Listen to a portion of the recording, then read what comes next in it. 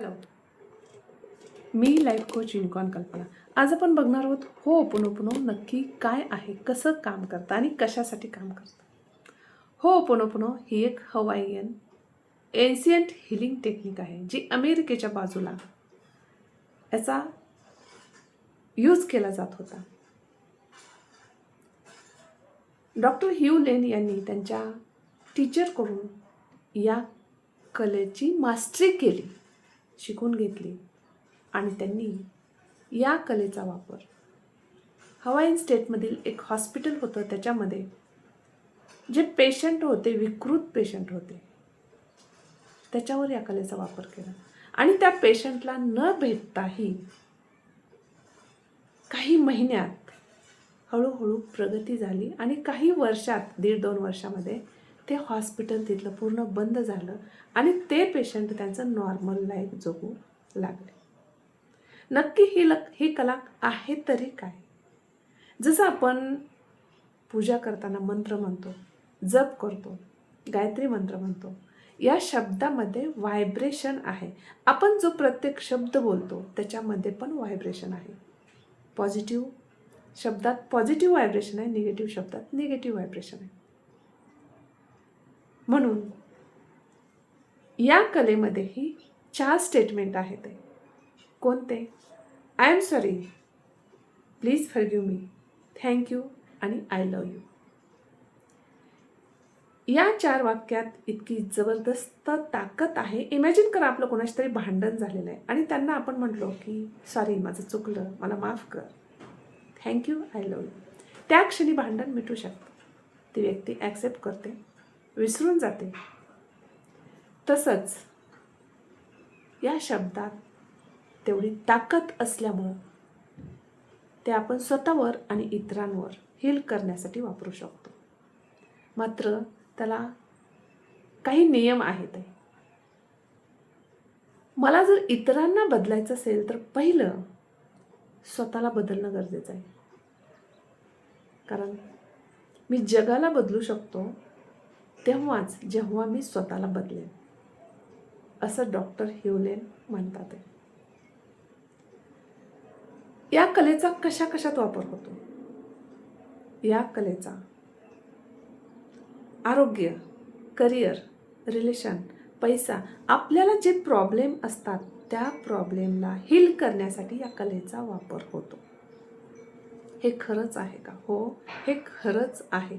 जसं मी आत्ता सांगितल्याप्रमाणे ते पेशंट इतके विकृत होते, रेपिस्ट होते, खुनी होते. त्यांच्याकडे जे नर्स, वॉर्ड बॉय जात असत त्यांच्यावर सुद्धा ते हल्ला करत असत आणि ते स्वतःवर सुद्धा हल्ला करत असत. कोणीही म्हणत नव्हतं हे पेशंट कधीतरी बरे होतील, नॉर्मल लाईफ जगतील आणि त्यांच्या घरी जातील, परंतु झालं तसंच. म्हणून या शब्दामध्ये ते व्हायब्रेशन आहेत. हे शब्द आपण कोणाला म्हणतो तर त्या निगेटिव्हिटीला आठवून फक्त आणि फक्त स्वतःला, आपल्या आतमध्ये ती सोल एनर्जी आहे आणि तो परमात्मा, त्यालाच आपण म्हणतो.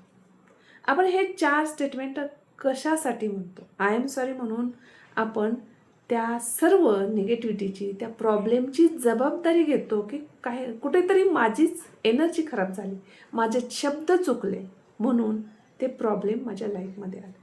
कारण पहिला नियम हा आहे की संपूर्ण जबाबदारी घ्यायची आहे आपल्या स्वतःच्या लाईफमध्ये जे काही घडलेलं आहे त्याची, चांगलं किंवा वाईट. दुसरं, प्लीज फॉरगिव्ह मी म्हणतो, मला क्षमा कर म्हणतो. कारण त्या निगेटिव्हिटीला घडून गेलेलं आपण सतत आठवण काढतो, त्याची जखमेवरची खपली काढतो आणि आपल्या मूळ एनर्जीला आपण पुन्हा पुन्हा ते जगून त्रास देतो. म्हणून आपण कृपया क्षमा कर किंवा प्लीज फॉरगिव्ह मी म्हणतो. थँक्यू आपण स्वतःलाच म्हणतो, कारण अनेक चांगल्या गोष्टीसुद्धा आपण आकर्षित केलेल्या आहेत.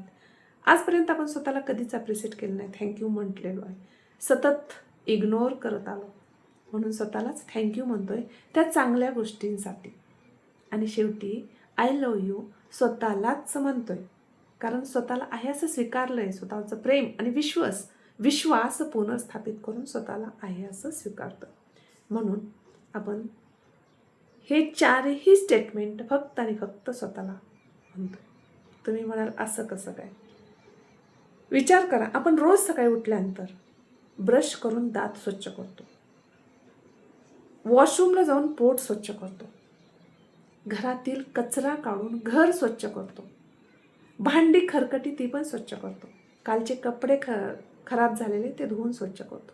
पण आपण आपल्या अंतर्मनाला कधीच स्वच्छ केलेलं नाही.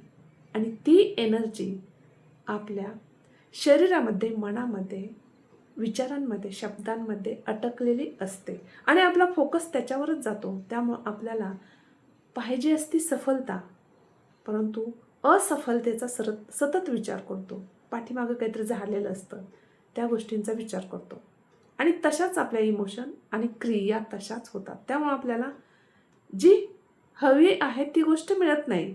आपण उलटा विचार करतो आणि तशीच परिस्थिती, तेच पॅटर्न बनतात आणि तीच रियालिटी बनते. म्हणून प्रथम गरजेचं आहे, तुम्ही जर अफर्मेशन करत असाल, तुम्ही जर लॉ ऑफ अट्रॅक्शनचा वापर करून आयुष्य हवं तसं आकर्षित करायचा प्रयत्न करत असाल, तर प्रथम तुम्हाला तुमच्या आत्म्याला हील करण्याची गरज आहे आणि मग तुमचं अफर्मेशन अगदी वेळेत होईल. लॉ ऑफ अट्रॅक्शनच्या नियमानुसार आपल्या आतमध्ये जी एनर्जी आहे, आपल्या आत निगेटिव्ह आणि पॉझिटिव्ह दोन्हीही प्रकारचे एनर्जी आहेत, आपण तीच एनर्जी या विश्वातून आकर्षित करू. म्हणून जर तुम्हाला समजलं की माझ्या आतील निगेटिव्ह एनर्जीला रिलीज करण्याची गरज आहे, जसं मोबाईलमध्ये स्टोरेज फुल झालं तर आपण त्याला डिलीट करतो, नको त्या गोष्टी, ज्या गोष्टी हव्यात फक्त त्याच ठेवतो. तसंच आपल्या मनामध्ये, विचारांमध्ये इतक्या निगेटिव्हिटीला भरून ठेवलेलं आहे की ती पॉझिटिव्हिटीला स्पेसच नाही आहे. जर तुम्हाला एक सफल सुखी लाईफ हवं असेल तर त्या निगेटिव्हिटीला डिलीट करून त्या पॉझिटिव्हिटीसाठी आपल्या अंतर्मनामध्ये स्पेस निर्माण करणं गरजेचं आहे.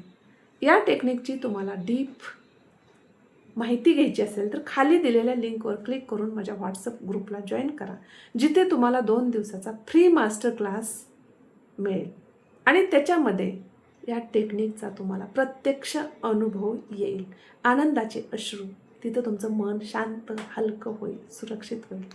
म्हणून नक्कीच माझ्या ग्रुपमध्ये जॉईन व्हा. Thank you for watching.